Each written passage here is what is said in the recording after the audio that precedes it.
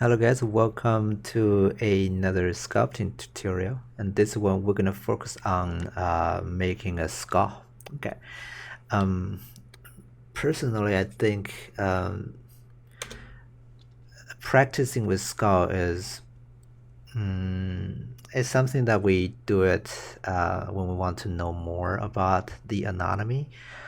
Um, but I think if you want to get better with doing humans, sculpt more human face, okay? Because the skull is not all there is for the face, but it's still something interesting to do, and there are a lot of things you can learn by making it. So we'll start from scratch. So I'm gonna go look for maybe a sphere here and just drag it out and then edit it and then make sure that it's polymesh 3D and turn on symmetry. And then I can use the move brushes to make the brush bigger and go to the front view and just make it longer in the front. Okay, and tweak the shape, of course. Yeah, something like this. And then for the back, we can drag it backwards a bit more. All right. So just trying to get something similar to a human face. So from the front view, it's going to be much wider, right? But the entire thing, sorry, it's much narrower.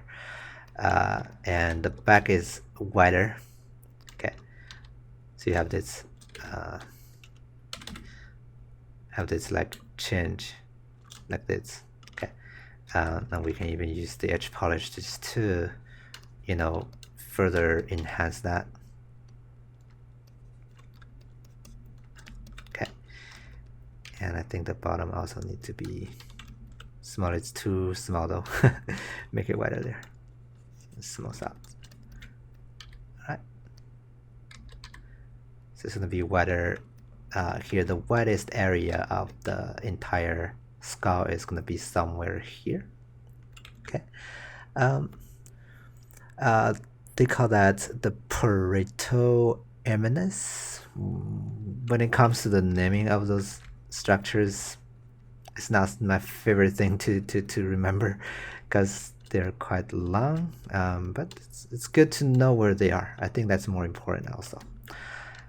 All right, and it's good to know they exist, right? So some important things you can try to find when you are doing the global shape. Okay. One thing is if you divide the face to front and back like this, that's where the jaw is. Okay.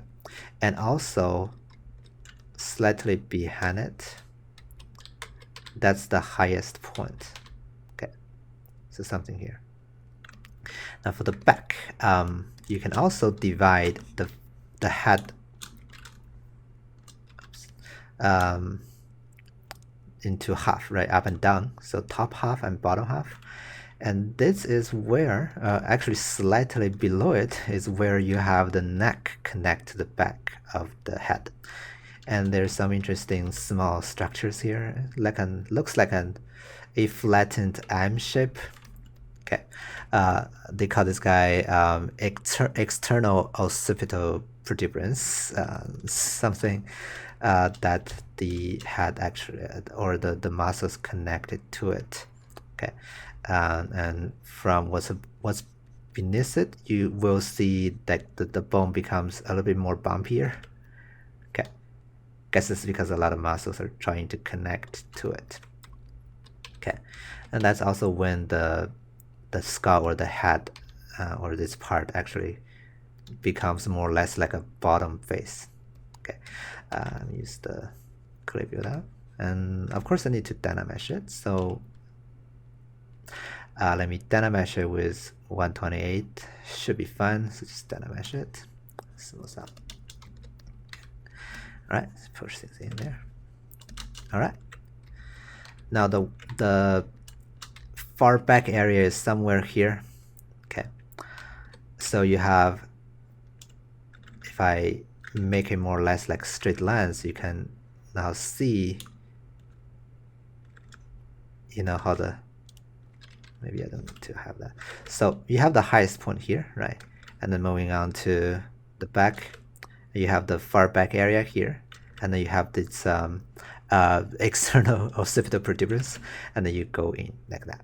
Okay, something like this.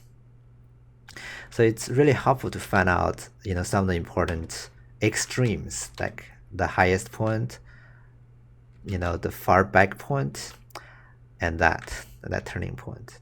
Okay. All right. So after that, you can then start to find another very important part, which is the cheekbone. It's going to be somewhere here in the middle also. If you connect a line, a straight line from the external occipital protuberance to the front, this is also the bottom of the so-called zygomatic arch. It's going to be the arch that connects the cheekbone to the ear. Okay, and also that area is the widest area of the face. Okay, all right. So one thing we could do is, so after we find out where that is, we can start to, you know, mark out its contour. We can start pushing things inwards beneath it. Okay, for skull, this area is pretty dipped in, right? And then we have the cylindrical area for the teeth, more or less, right? It's not that important to be super specific for that yet. And after we mark out that important landmark here, this thing, and then we can go to, you know, the bottom of it, and we can try to use move brush to figure out the shape of the jaw. And sometimes we can also use edge polish. Edge polish helps me to define like planes, and sometimes it's really useful. I even use it to polish out even cylindrical shape, right, like this. All right. So from the bottom view of the jaw, it's oftentimes narrower than what people usually think. So something like this. Okay, and it gets really narrow in the front also. Right. And the contour should be pretty straight, so you don't have a lot of arc in here, but you do have a little bit. Okay. All right, so that's the bottom area. It's not out there yet, but we can just, you know, have something similar like this first, and kind of make it more flat here in the front.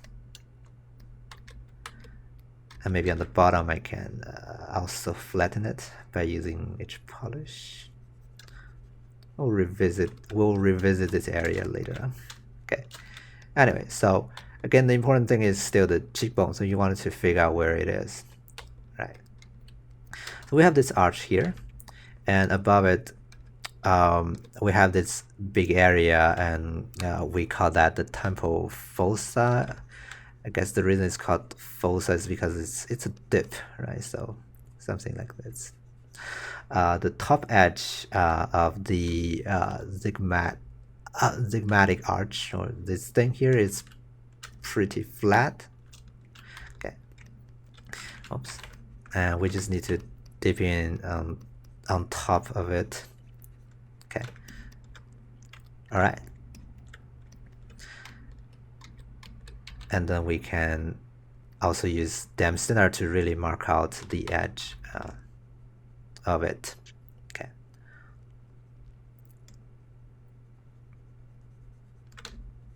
So for this contour here, you have, so first of all, the arch transitions to the edge of the eye socket.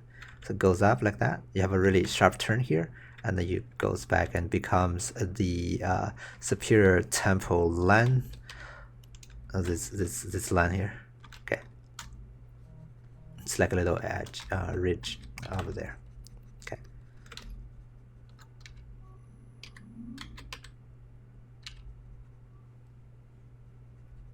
All right. So you can mark out structures like that there. Okay. And then we can start to figure out the eye socket. This is going to be 2 holes, so I just use clay build up to holding on Alt, just push things in to find out where that is. It's more flat on the top.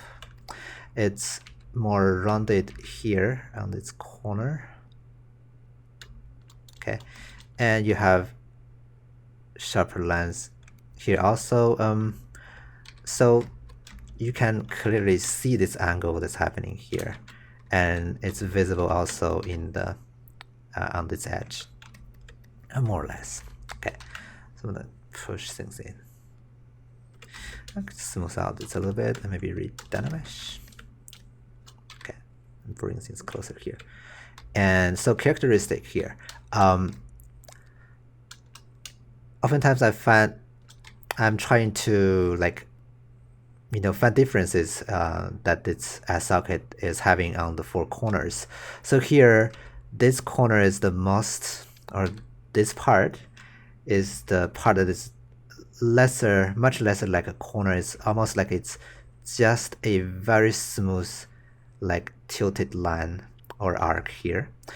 On the other hand, this one is more like a rounded shape here, and this one is more thin and angular, and the top is flat. And here it's almost like the same. It's or if you draw a line here, let me change that. If you only view this top part and have a line in the middle, it's more symmetrical. Okay, more like a symmetrical shape, but it's not. Okay, all right. So after that, when we think about what's gonna happen here on the bottom, or the cheekbone. So the cheekbone is like, I would think of it as a corner of a box and tilt it. So the corner is over here, and that's why I'm dragging this guy down. Okay, so just drag it down and drag it down a little bit more. Okay, and then we can give it some more volume here. But one thing to be aware of is that the cheekbone is not going to be wider than this. This arc is wider than the cheekbone. So the widest area, again, is here on the face. Goes in here also. And then you reach to the cheekbone. And also the cheekbone, like what I said earlier, it's like a corner of a cube. Then I measured. So it's like something like this. So if this point is the corner of the cube, you can see what I'm trying to do here. And it's tilted, so from this view you can see, it's something like this, right? It's tilted. All right. And also you want to push it in front like that. From this view you can already feel like there's shading here. And from the bottom view, you can see a dramatic change on the contour. So it goes in over there. Okay, so this entire cheekbone will be something like this. You have an arc.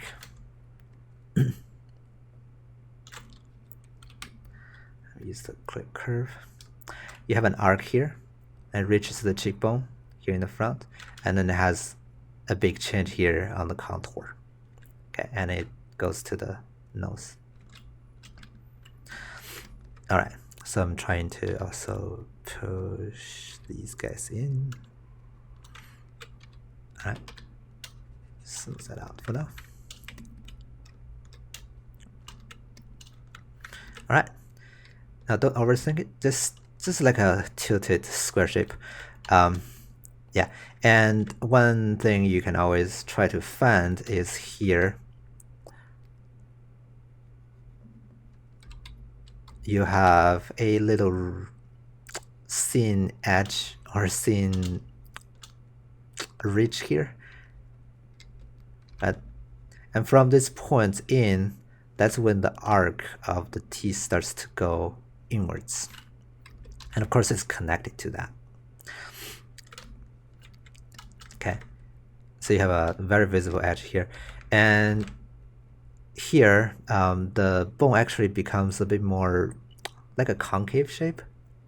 So you have this low ground, a little dip over here.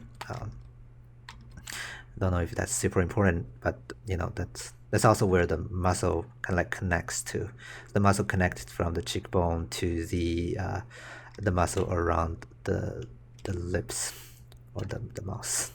Anyway, and we can drag it in. So if you find the golden ratio here of the eye, okay, and have a line go down, this is the edge or the widest area of the teeth. Okay.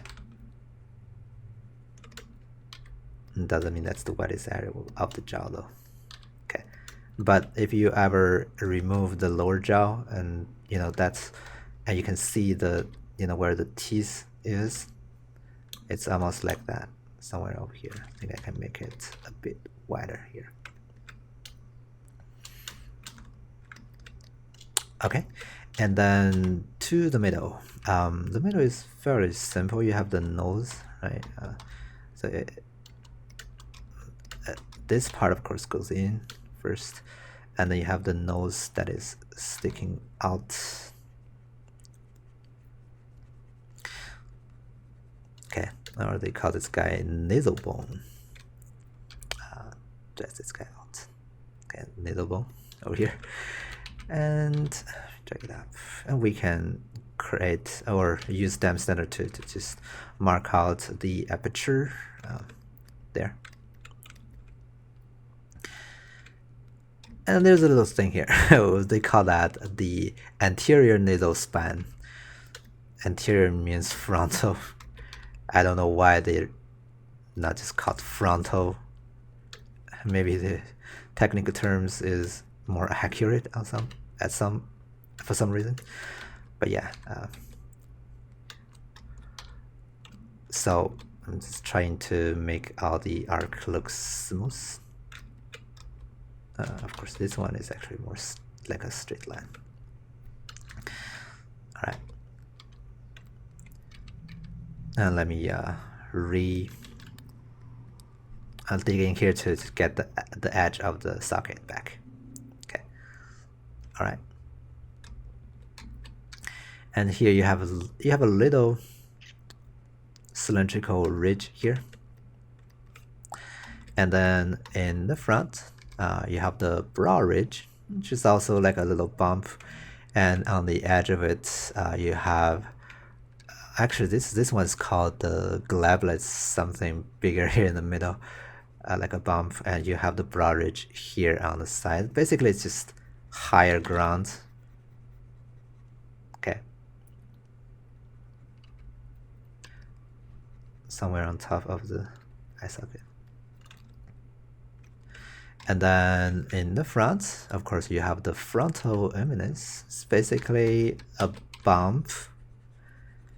What's interesting is that it looks different in some different characters or different genders. And sometimes it's more prominent, sometimes it's barely visible. So to me, it's up to my reference. Not, it's not gonna be the same every time when I'm doing it. All right, yeah. So one thing you can see is that from this angle, I think that's important to always reiterate, is that you can feel like the eyebrow is like this. Okay, so it's not like square like this. It's gonna be something like this, but you can make this part a little bit more prominent. That's fine, but it's, what I'm trying to say here is that you wanted to give it the correct arc. If you go isolate the front like this, you can feel like it's pretty narrow, right? It's definitely much narrower than the width of the face. So the face it's just like a sphere, right? You cut it from the front, it's not gonna be as wide as the actual width of the sphere. Okay.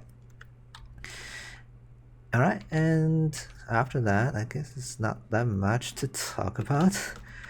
So here you have this stigmatic arch, and it goes and it wraps around the ear hole here, right? And then behind or below the ear hole, you have this guy called the Mastoid Process, basically a you know, a bump or something like a nipple. That's why in Chinese the term is the nipple bone because it looks like that. Anyway, that's gonna be the contacting or connection of the muscle that goes from the clavicle to there that helps the movement of the head. Okay. And the jaw is fairly simple. So you can just really quickly, you know, fan out the contour. You have some angular shape here.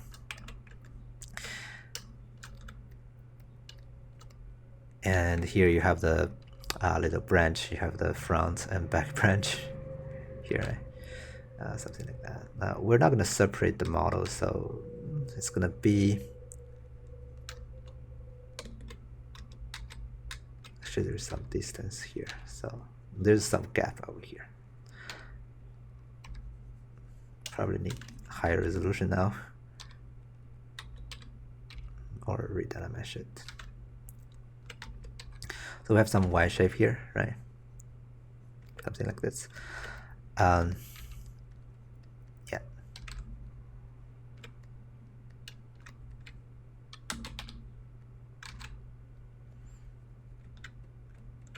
And then it's just a matter of adding teeth, I guess. It's yeah, that's it's basically everything I think that's important of the head. I think to me the main takeaway from the skull to the face that you really wanted to be able to get right is the proportion here. In the beginning we're talking about the high ground, the back, and the wettest area here, and the wettest area of the front face, or the zygomatic arch is the wettest area. Okay, and how it evolves down the way, right?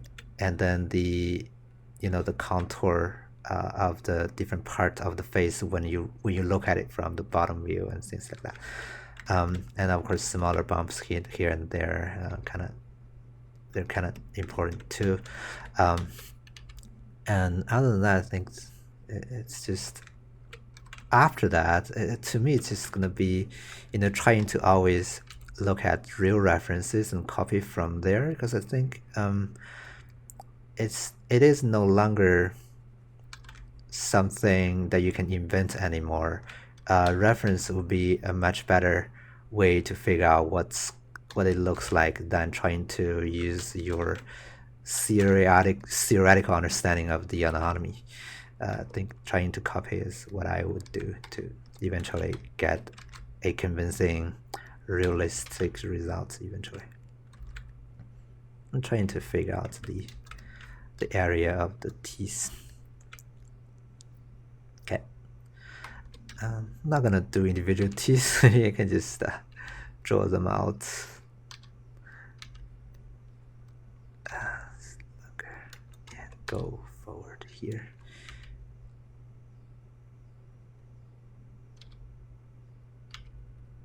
Okay. Yeah. Anyway, it's not that important to me. And here on the bottom you have this thing called the mental protuberance. Okay, a little, yeah, something like that.